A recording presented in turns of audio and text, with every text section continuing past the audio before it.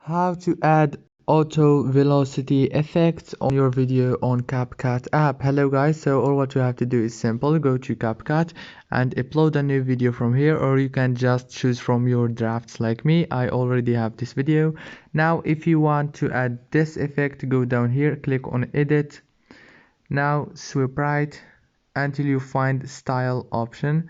Click on style and click on auto velocity. Now you have to wait a few seconds until it applies to your video. It's so easy and fast. So if this video was helpful for you, please don't forget to like and subscribe, and thank you so much for watching until the end. Let's see now the result. As you can see, it's so professional.